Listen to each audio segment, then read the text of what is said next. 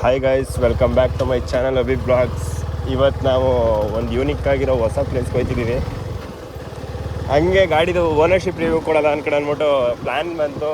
ವೀಡಿಯೋಸ್ಗಳು ಇಲ್ಲ ಮಾಡೋದ, ಇದ್ದಾರು ಕಂಟೆಂಟಾರು ಸಿಕ್ತಿಲ್ಲ ಅಂದ್ಕೊಂಡು ಹೋಗ್ತಿದ್ದೀವಿ.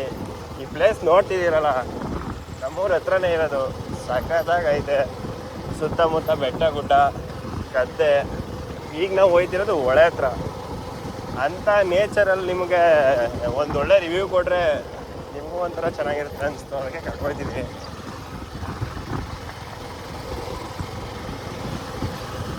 ಪ್ಲೇಸ್ ಚೆನ್ನಾಗಿರೋದ್ರಿಂದ ಎಲ್ಲ ವಾಕಿಂಗ್ ಬರ್ತಾರೆ. ಈ ರೀತಿ ಪ್ಲೇಸ್ಗಳನ್ನೆಲ್ಲ ನೀವು ನೋಡಿರೋಕ್ಕೆ ಸಾಧ್ಯನೇ ಇಲ್ಲ. ಮೈಸೂರಿಂದ ಒಂದು 28-30 ಕಿಲೋಮೀಟ್ರ್ ಇರುತ್ತೆ ಅಷ್ಟೇ. ಬಂದೇ ಬಿಟ್ವಿ ಒಳಗೆ.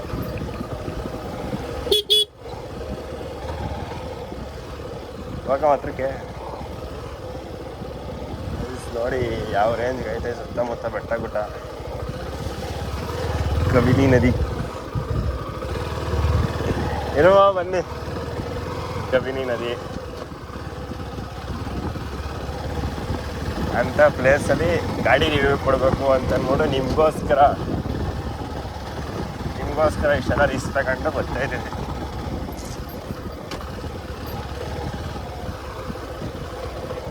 ಹಂಗೆ ನೋಡ್ಬಿಟ್ಟು ಸುಮ್ಮನೆ ಹೋಗ್ಬೇಡಿ, ಶೇರ್ ಮಾಡಿ. ಇನ್ನೂ ಒಳ್ಳೊಳ್ಳೆ ಪ್ಲೇಸ್ ನೋಡೋರಿ.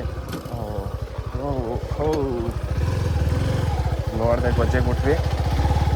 ಪರವಾಗಿಲ್ಲ, ಇದೇನು ಟ್ರ್ಯಾಕ್ ಬೈಕು ನೇಕಡ್ ವರ್ಷನ್ ಅಲ್ವಲ್ಲ. ಬನ್ನಿ, ಒಳ್ಳೆ ಪ್ಲೇಸ್ ಸಿಕ್ತು ರಿವ್ಯೂ ಮಾಡೋಕ್ಕೆ. ನಿನ್ಸ್ಬಿಟ್ಟು ಅಲ್ಲಿ ಮಾಡವ. ನನ್ನ ಗಾಡಿನೇ ಯಾವತ್ತೂ ನಾನು ರಿವ್ಯೂ ಮಾಡಿರಲಿಲ್ಲ, ಇವತ್ತು ಮಾಡ್ತಿದ್ದೀನಿ.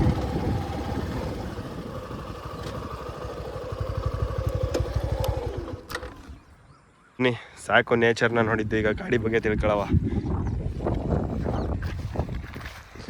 ಗಾಡಿದು ಸೆಕೆಂಡ್ ಸರ್ವಿಸ್ ಆಗೈತೆ, ಅದಕ್ಕೆ ಇವಾಗ ನಾನು ರಿವ್ಯೂ ಮಾಡೋದ ಅಂತ ಅಂದ್ಬಿಟ್ಟು. ಏನು ಕಂಪ್ಲೀಟ್ ರಿವ್ಯೂ ಅಲ್ಲ, ಕಂಪ್ಲೀಟ್ ಅನ್ಕೊಳ್ಳಿ, ಏನು ಮಾಡೋಕ್ಕಾಗಲ್ಲ. ಆದರೆ ಡೈಲಿ ನೀವು ಈ ಗಾಡಿ ನೋಡ್ತಾನೆ ಇರಬೇಕಲ್ವ ನನ್ನ ಚಾನಲಲ್ಲಿ ಇದ್ಬೇಕಾರೆ. ಒಂದೊಂದು ದಿನ ಬೇರೆ ಗಾಡಿಗಳು ತಗೊಳ್ಳೋಂಥ ಭಾಗ್ಯನೂ ಸಿಗ್ಬೋದು. ಇನ್ನೂ ದೊಡ್ಡದಾಗಿ ಬೆಳೆಯವ. ನನಗಂತೂ GS ತಗೋಬೇಕು ಅಂತಂದ್ಬಿಟ್ಟು ತುಂಬ ಆಸೆ ಐತೆ. ಒಂದಲ್ಲ ಒಂದಿನ ನನ್ಸೈತೆ ಅಂತಂದ್ಬಿಟ್ಟು ಅಂದ್ಕೊಂಡಿದ್ದೀನಿ. ಹಾಗೆ ಆಗುತ್ತೆ. ಗಾಡಿ ಬಗ್ಗೆ ಹೇಳೋದಾದರೆ ಕಂಪ್ಲೀಟ್ ಒಂಥರ ಸೈಕ್. ಈ ರೇಂಜ್ಗೆ ಎಕ್ಸ್ಪೆಕ್ಟ್ ಮಾಡೇ ಇರಲಿಲ್ಲ 250 cc. ನನಗೇನೋ 411 cc ಇಂಜಿನ್ ಬಿಟ್ಬಿಟ್ಟು ಇದಕ್ಕೆ ಬಂದನಲ್ಲ ಅಂತಂದ್ಬಿಟ್ಟು ಫಸ್ಟು ತಗೋಬೇಕಾದ್ರೆ ನನಗೆ ಬೇಜಾರಾಗೋದು. 450 cc ಆಗಿ ಆಮೇಲೆ ಹಿಮಾಲಯನು 450 cc ಬಿಟ್ಟಲ್ಲ, ಅಮೌಂಟು ಸ್ವಲ್ಪ ಜಾಸ್ತಿ ಆಯಿತು. ಅಷ್ಟು ಅಮೌಂಟು ಬಿಗಿನರು, ಸುಮ್ಮನೆ ಅದಕ್ಕೆಲ್ಲ ಹೋಗ್ಬಾರ್ದು ಅಂತಂದ್ಬಿಟ್ಟು ಯೋಚನೆ ಮಾಡ್ಕೊಂಡು ಈ ಗಾಡಿ ತಗೊಂಡಿದ್ದು. ನನಗೆ ADVನೇ ಆಗ್ಲಿಂದ ಇಷ್ಟ ಇದ್ದಿದ್ದು. ಆದರೆ ADV ಬಗ್ಗೆ ಜಾಸ್ತಿ ಗೊತ್ತಿರಲಿಲ್ಲ, ಹೋಯ್ತಾ ಗೊತ್ತಾಗಿತ್ತು. ಇಲ್ಲಿ ಗಾಡಿ ಬಗ್ಗೆ ಬರೋದಾದರೆ 249 cc single cylinder, 4 stroke, 24 bhp power, 22 Nm ಟ್ಯಾರ್ಕು, 7300 RPM. ಅದೆಲ್ಲ ಸೈಡ್ಗೆ ಇಟ್ಬಿಡವ. ಅದ್ರ ಬಗ್ಗೆ ಇನ್ನೊಂದಿನ ಡೀಟೇಲ್ಸ್ ಕ್ಲಿಯರಾಗಿ ಕೊಡವ. ಇನ್ನು ಗಾಡಿ ಕಂಫರ್ಟಬಲ್ ಹೇಳೋಕ್ಕಂತೂ ಸೂಪರ್ ಅಂತಲೇ ಹೇಳ್ಬೋದು. ಇದು ಟಾರ್ಕಲ್ಲಿ ಕಮ್ಮಿ ಇದ್ದರು, ಪವರಲ್ಲಿ ಕಮ್ಮಿ ಇದ್ದರು, CCಲಿ ಕಮ್ಮಿ ಇದ್ದರು ಹಿಮಾಲಯನ್ 411 cc ಇದನ್ನ ಸೈಡ್ ಹೊಡಿಯೋಕ್ಕಾಗಲ್ಲ.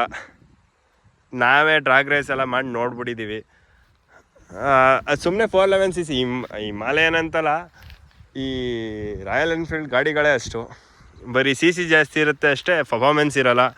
ಯಾಕಂತ ಕೇಳೋಕೆ ಹೋದರೆ ಮೆಟಲ್ ಬಾಡಿ ಅಂತ ಹೇಳ್ತಾರೆ. ಮೆಟಲ್ ಬಾಡಿನ ಆ ಬಾಡಿನ ಈ ಬಾಡಿನ ನಮಗೆ ಗೊತ್ತಿಲ್ಲ. ನಾವು CC ಲೆಕ್ಕ ಹಾಕೊಂಡ್ರೆ ನಮಗಂತೂ ಬೇಜಾರೈತೆ. ಪ್ಲಾಸ್ಟಿಕ್ ಅಂತಂದರೆ ಏನು, ನಾವು ಈ ಮೆಟಲ್ ಬಾಡಿ ಅಂದ್ಕೊಳ್ಳೋ ತಕ್ಷಣ ತಗೋಗಿ ಗುದ್ದಕ್ಕೆ ಗಾಡಿ ತಗೊಳ್ಳಲ್ಲ. ಗಾಡಿ ಇರೋದೇ ಪರ್ಫಾರ್ಮೆನ್ಸ್ಗೆ, ಸ್ಪೀಡ್ಗೆ. 150ಇಂದ 160 ರೇಂಜಲ್ಲಿ ಸ್ಪೀಡ್ ಇದೆ. ಆದರೆ ನಾನಂತೂ ರೀಚ್ ಮಾಡಿರೋದು 150. ಬಡ್ದಾಕ್ಬಿಟ್ಟಿದ್ದೀವಿ ಗಾಡಿ ಹೊಸದ್ರಲ್ಲೇ. ಇಬ್ಬರನ್ನ ಕುಣಿಸ್ಕೊಂಡಾಗ 135 140 ತನಕನೂ ಹಚ್ಚಿದ್ದೀನಿ. ಅದು ಬಿಟ್ಟು ಒಂದಷ್ಟು ಸಲ ಅಪ್ಸೆಟು ಆಗೈತೆ. ಅಪ್ಸೆಟ್ ಆಗಿ ಇದಕ್ಕೆ ಬಂದು ಫುಟ್ಪಾತಿಗೆ ಬಂದು ಬೇರೆ ಗಾಡಿ ADV ಬಿಟ್ಟು ಟ್ರ್ಯಾಕ್ ಬೈಕ್ ಆಗಿದ್ರೆ ಅದು ಇರ್ತಾನೆ ಇರಲಿಲ್ಲ. ನಾನು 110 120 ಸ್ಪೀಡಲ್ಲಿ ಮಡಿಕೇರಿ ರೋಡಲ್ಲಿ ಅದನ್ನೆಲ್ಲ ನೋಡೋಕ್ಕಾದ್ರೆ ಗಾಡಿ ಚಿನ್ನ.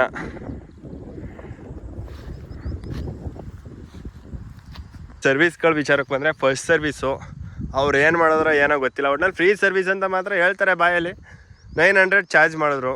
900ಅಲ್ಲಿ ಆಯಿಲ್ ಅಂತ, ಆಮೇಲೆ ಚೈನ್ ಲೂಬ್ ಅಂತ. ಚೈನ್ ಲೂಬ್ ಆಯಿಲ್ ಹಾಕೋಕ್ಕೆ 200 ಚಾರ್ಜ್ ಮಾಡ್ತಾರೆ. ಅದ್ಬಿಟ್ಟು ದೊಡ್ಡ ಗಾಡಿಗಳನ್ನೆಲ್ಲ ಮೇಂಟೈನ್ ಮಾಡಬೇಕು ಅಂದ್ಕೊಂಡ್ರೆ ಕಷ್ಟನೇ. ಏನು ಮಾಡೋಕ್ಕಾಗಲ್ಲ, ಮೇಂಟೈನ್ ಮಾಡಬೇಕು. ತಗೊಂಡಿದ್ದೀವಿ, ಅಮೌಂಟ್ ಬಗ್ಗೆ ಎಲ್ಲ ಯೋಚನೆ ಮಾಡೋಕ್ಕಾಗಲ್ಲ.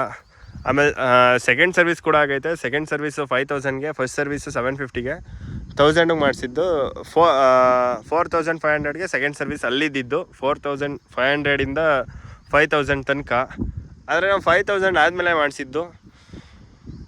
ಸೆಕೆಂಡ್ ಸರ್ವಿಸ್ ಕಾಸ್ಟ್ ಬಂದ್ಬಿಟ್ಟು 1860. ಬ್ರೇಕ್ ಪ್ಯಾಡ್ ಹೋಗಿತ್ತಂತೆ ಫ್ರೆಂಡ್ದು.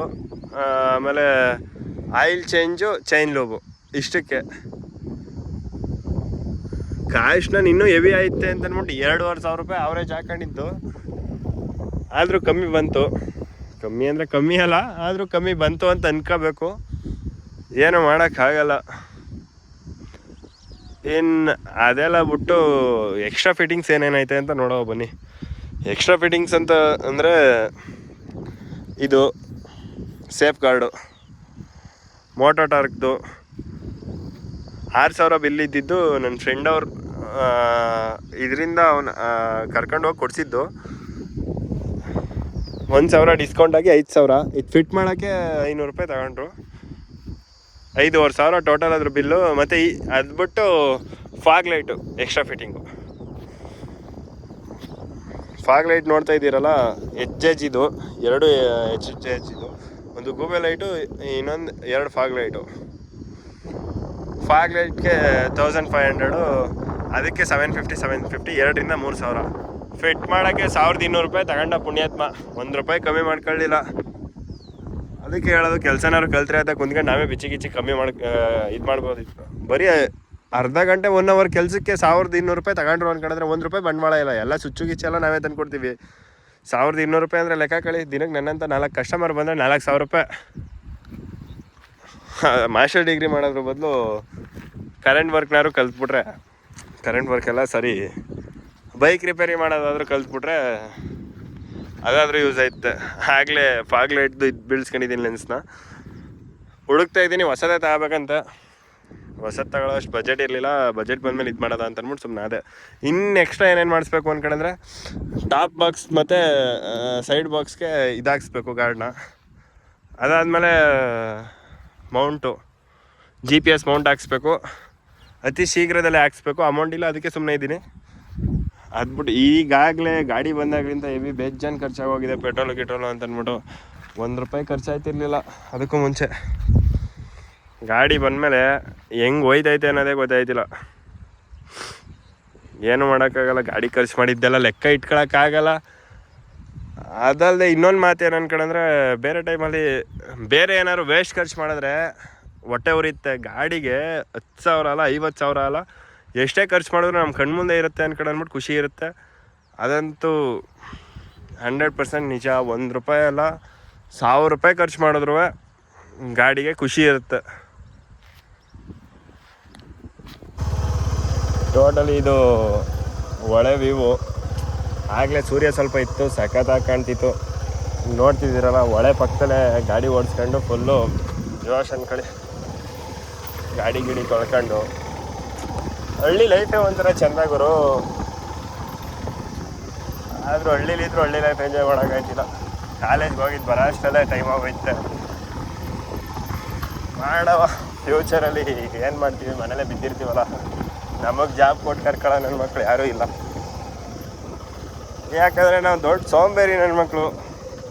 ತಲೆಯಲ್ಲಿ ಫಿಕ್ಸ್ ಆಗೋಗಿರ್ತೀವಿ ಜಾಬ್, ಅವ್ರಿಗೇನು ಅವ್ರು ಕೊಡೋ ಸ್ಯಾಲ್ರಿಗೆ ಏನು ಕೆಲಸ ಮಾಡಬೇಕು, ಈ ಥರ ಎಲ್ಲ ಫಿಕ್ಸ್ ಆಗೋಗಿರ್ತೀವಿ. ಆದರೆ ಒಂದಂತೂ ನಾನು ಫಿಕ್ಸ್ ಆಗಿರೋದು, ಏನೋ ಬೇರೆ ಪ್ಲ್ಯಾನಲ್ಲಿ ಇದ್ದೀನಿ, ಅದಂತೂ ಸಕ್ಸಸ್ ಆಗೇ ಇರುತ್ತೆ.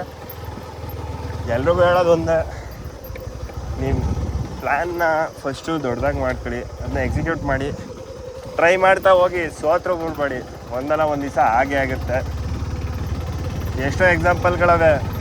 ಆದರೆ ತುಂಬ ಜನ ಹೇಳೋದೇನೆಂದರೆ ನಿನ್ನ ಕೈಲಿ ಆಗಲ್ಲ, ನೀನು ಮಾಡಲ್ಲ. ಜನಗಳ ಮಾತು ಬಗ್ಗೆ ತಲೆನೇ ಕೆಡ್ಸ್ಕೊಳಕ್ಕೆ ಹೋಗ್ಬೇಡಿ. ಹೇಳಕ್ಕೆ ಬರೋರೆಲ್ಲ ಏನು ಬೆನ್ಸ್ ಕಾರಲ್ಲಿ ಓಡಾಡ್ತಿರಲ್ಲ, ನನ್ನ ಮಕ್ಕಳ ಹತ್ರ ಸೈಕಲ್ಗಳು ಇರಲ್ಲ, ಆದರೂ ಬಂದ್ಬಿಟ್ಟು ನಮಗೆ ಫಿಲಾಸಫಿ ಕೊಡೋಕ್ಕೆ ಬರ್ತಾರೆ. ಆದರೆ ನಮ್ಮ ಏಜಲ್ಲಿ ನೋಡಿದ್ರೆ ನಾವು ಬೆಟರ್ ಅನ್ಕೊಂಡ್ರೆ ಬೇರೆಯವರೆಲ್ಲ ಕೆಲ್ಸಕ್ಕೆ ಹೋಗಿ ತಗೊಂಡಿರ್ತಾರೆ. ಆದರೆ ತಲೆ ಉಪಯೋಗಿಸಿ ತಗೊಳ್ಳೋದು ಸ್ವಲ್ಪ ಕಮ್ಮಿ ಜನನೇ.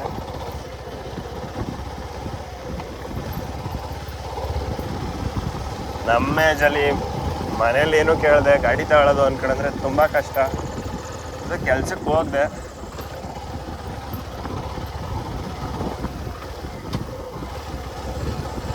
ಜನ ತಲೆಗೂ ನಾನು ಮಾತಾಡ್ತಿರ್ತಾರೆ, ಹೆಂಗೆ ಅನ್ಕೊಂಡ್ರೆ ಹೆಂಗೆ ಕಟ್ತೀಯ, ಏನು ಮಾಡ್ತೀಯ, ಇಷ್ಟು ದೊಡ್ಡ ಗಾಡಿ ಬೇಕಾಗಿತ್ತು, ಸ್ಪ್ಲೆಂಡ್ರಿಗಿಂತ ಗಾಡಿ ಬೇಕಾ?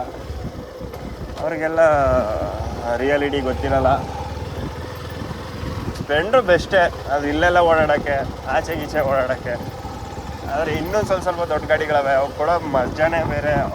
ಅವ್ರು ಹಾಕಿರೋ ಬಂಡವಾಳ ₹1 ವೇಸ್ಟೇ ಆಗೋಲ್ಲ, ಅಷ್ಟು ಖುಷಿ ಇರುತ್ತೆ. ನೀನು ಅದ್ಬಿಟ್ಟು ಇನ್ನೊಂದು ಟಾಪಿಕ್ ಮಾತಾಡಬೇಕು ಅಂದ್ಕೊಂಡಿದ್ದೆ, ಎಲೆಕ್ಷನ್. ಈಗ ಫುಲ್ಲು ಇಂಡಿಯಾದಲ್ಲೇ ಟ್ರೆಂಡಲ್ಲಿರೋದು ಎಲೆಕ್ಷನ್ ಬಗ್ಗೆ ನನ್ನ ಒಪಿನಿಯನ್ ಏನು ಅನ್ಕೊಂಡ್ರೆ, ನೀವು ಯಾರಿಗೆ ವೋಟ್ ಹಾಕ್ತೀರಾ ಅದು ತೃಪ್ತಿಯಾಗಿರಬೇಕು. ತೃಪ್ತಿ ಅನ್ಕೊಂಡ್ರೆ ಅವ್ರು ಕೊಡೋ ಕಾಸು ಇಸ್ಕೊಂಡು ನಾವು ವೋಟ್ ಹಾಕೋದಲ್ಲ, ನಾವು ಹಾಕೋ ವೋಟ್ಗೆ ಅವ್ರು ಕೆಲಸ ಮಾಡಬೇಕು, ಆ ಥರ ಇರಬೇಕು. ನೆಕ್ಸ್ಟ್ 5 ವರ್ಷ ಬಿಟ್ಬಿಟ್ಟು ನಾವು ಹಾಕಿರೋ ವೋಟ್ ವೇಸ್ಟ್ ಆಗಿಲ್ಲ ಅನ್ನೋ ಒಂದು ಬೆಟರ್ ಫೀಲಿಂಗ್ ನಮ್ಮಲ್ಲಿ ಇರಬೇಕು.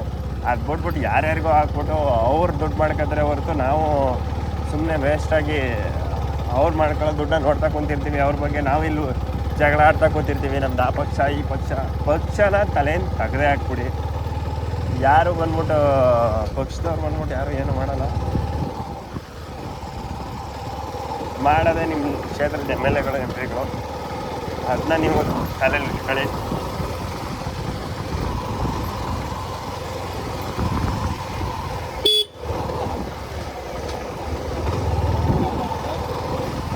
ಊರು ಬಂತು, ವಿಡಿಯೋ ಇಲ್ಲಿಗೆ ಆಫ್ ಮಾಡಬೇಕು ಅಂದ್ಕೊಂಡಿದ್ವಿ. ಆದರೆ ವಿಡಿಯೋ ಇನ್ನೂ ಕಂಪ್ಲೀಟ್ ಆಗಿಲ್ಲ.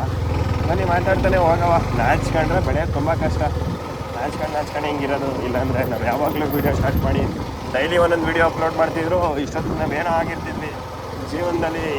ನಾಳೆ ಮಾಡ್ತೀವಿ ಅನ್ನೋದನ್ನೆಲ್ಲ ಬಿಟ್ಬಿಟ್ಟು ತಲೆ ಫಿಕ್ಸ್ ಆಗೋಗಿ ನಾವು ಮಾಡಬೇಕು ಅನ್ಸಿ ಕ್ಷಣನೇ ಮಾಡಿ ಒಂದಿನ ಯಾವತ್ತಾರು ಏನಾರು ಆಗಿರುತ್ತೆ.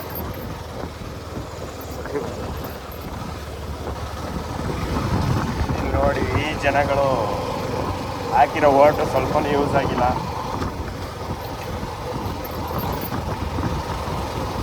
ಈ ಊರಲ್ಲಿ ಒಂದು ಬಸ್ ಇಲ್ಲ, ಏನಿಲ್ಲ. ರೋಡ್ ನೋಡ್ತಿದ್ದೀರಲ್ಲ ಎಷ್ಟು ಕಿತ್ತು ಹೋದ್ರೋಗೈತೆ.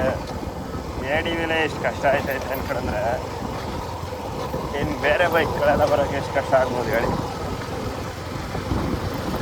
ಓವರಾಲ್ ಬೈಕ್ನೆಲ್ಲ ಸೈಡ್ಗಿಟ್ಟು ಯೋಚನೆ ಮಾಡಿದ್ರೆ ಇಂಥ ರೋಡ್ಗಳು ಮಾಡಿಸ್ಕೊಳಕ್ಕೆ ನಾವು ಅವ್ರಿಗೆ ಓಟ್ ಹಾಕಿರೋದು. ಇಂಥ ರೋಡ್ಗಳು ಇದು ಮಾಡೋಕ್ಕೆ ಒಂದಿನ ತಿರುಗಿ ನೋಡಲ್ಲ. ಓಟ್ ಹಾಕಿಸ್ಕೊಳ್ಳೋವರ್ಗೆ ಅಷ್ಟೇ. ಅವರು ತಲುಪಬೇಕು, ಅವ್ರಿಗೆ ಗೊತ್ತಾಗಬೇಕು ನಮ್ಮ ಕ್ಷೇತ್ರ ಉದ್ಧಾರ ಆಯ್ತಾಯ್ತಾ ಇಲ್ವಾ ಅಂತ. ಅವ್ರಿಗೆ ಏನಕ್ಕೆ ಗೆಲ್ಸೋದು? ಅವ್ರು ಹೋಗಿ ಎಲ್ಲೋ ಪಾರ್ಲಿಮೆಂಟಲ್ಲಿ ಕುಂತ್ಕೊಳ್ಳಿ ಅಂತನ, ಏನಂದರೆ ಅವ್ರು ದುಡ್ಡು ಮಾಡ್ಕೊಳ್ಳಿ ಅಂತನ. ನಮ್ಮ ಕೆಲಸ ಮಾಡೋಕ್ಕೆ ಅವ್ರು ಗೆಲ್ಸೋದು. ಆದರೆ ಗೆಲ್ಲೋ ತನಕ ಅಣ್ಣ ತಮ್ಮ ಅಪ್ಪ ಚಿಕ್ಕಪ್ಪ ಅಂತ ಇರ್ತಾರೆ. ಆಮೇಲೆ ಗೆದ್ಮೇಲೆ ನೀನು ಯಾರೋ ಗೊತ್ತಿಲ್ಲ ಅಂತಾರೆ. ಹೋಗಿ ಇದ್ರ ಹತ್ರ ಅವ್ರ ಹತ್ರ ಹೋದ್ರೂ ಏನೇನೋ ಮಾತಾಡ್ತಾರೆ. ಬೇರೆ ದೇಶದಲ್ಲೆಲ್ಲ MP ಈ ಥರ ಏನೂ ಇರೋಲ್ಲ. ಎಲ್ಲ ಅಧಿಕಾರಿಗಳು ಕೈಲಿ ಸಿಗ್ತಿರ್ತಾರೆ. ಆದರೆ ನಮ್ಮ ದೇಶದಲ್ಲ ಒಂಥರ ಸೆಲೆಬ್ರಿಟಿಗಳ ಥರ. ಯಾವ ಮೂವಿ ಹೀರೋಗೂ ಫ್ಯಾನ್ಸ್ ಇರೋಲ್ಲ. ಹಂಗೆ ಅವ್ರು ಬರ್ತಾರೆ ಅನ್ಕೊಂಡ್ರೆ ಆರೋಗ್ಯ ತಗೊಂಡು ನಿಂತಿರ್ಬೇಕು. ಅವ್ರು ಬರ್ತಾರೆ ಅನ್ಕೊಂಡ್ರೆ ಫುಲ್ ಎಲ್ಲ ಪ್ರಿಪ್ರೇಷನ್ ಇರಬೇಕು. ಆ ಥರ ಇರಬೇಕು. ಅವ್ರ ಕ್ಷೇತ್ರಕ್ಕೆ ಅವ್ರು ಬರೋಕ್ಕೆ ಏನಕ್ಕೆ ಪ್ರಿಪ್ರೇಷನ್ ಮಾಡಬೇಕು ನನಗಂತೂ ಗೊತ್ತಿಲ್ಲಪ್ಪ. ಇಂಡಿಯಾ ಡೆವಲಪ್ ಆಗಬೇಕು ಅಂದ್ಕೊಂಡ್ರೆ ನಮಗೊಂದು ಸ್ವಲ್ಪ ತಲೆಯಲ್ಲಿ ನಾಲೆಡ್ಜ್ ಬರಬೇಕು. ಫಸ್ಟ್ ನಾವು ಅವ್ರನ್ನ ಸೆಲೆಬ್ರಿಟಿ ಅಂದ್ಕೊಳ್ಳೋದು ಬಿಡ್ಬೇಕು. ಅವರೆಲ್ಲ ನಮ್ಮ ಸೇವಕರು ಫಿಕ್ಸ್ ಆಗ್ಬೇಕು. ನಾವು ಇದನ್ನೆಲ್ಲ ತಲೆಯಲ್ಲಿ ಇಟ್ಕೊಂಡು ಓಟ್ ಹಾಕಿ ಒಳ್ಳೆಯವ್ರನ್ನ ಸೆಲೆಕ್ಟ್ ಮಾಡಿ ಕೆಲಸ ಆಗಬೇಕು. ಆ ರೀತಿ ಸೆಲೆಕ್ಟ್ ಮಾಡಿ. ಇಷ್ಟು ಹೇಳ್ತಾ ನನ್ನ ವೀಡಿಯೋನ ಮುಗಿಸ್ತಿದ್ದೀನಿ. Bye guys. Thank you for watching. ಇನ್ನೂ ಸಪೋರ್ಟ್ ಮಾಡಿ, ಶೇರ್ ಮಾಡಿ, ಸಬ್ಸ್ಕ್ರೈಬ್ ಮಾಡಿಸಿ. ಹೊಸಬ್ರು ಯಾರು ಬಂದರೆ ಸಬ್ಸ್ಕ್ರೈಬ್ ಮಾಡಿ. ಇನ್ನೂ ಒಳ್ಳೊಳ್ಳೆ ಕಂಟೆಂಟ್ನ ನಾನು ಕೊಡ್ತೀನಿ ಅಂತ ಹೇಳ್ತಾ ಹೆವಿ ರಿಸ್ಕ್ ತಗೊಂಡು ವೀಡಿಯೋ ಮಾಡ್ತಿದ್ದೀನಿ ಮೊಬೈಲಲ್ಲಿ. ಹೆಲ್ಮೆಟು ಇಲ್ಲ, ಮೌಂಟು ಇಲ್ಲ. ನೀವು ಸಪೋರ್ಟ್ ಮಾಡ್ತಾಯಿದ್ರೆ ಅದಕ್ಕೆಲ್ಲ ಬಂಡವಾಳ ಹಾಕಿ ಹಾಕ್ತೀನಿ. Thank you friends, bye.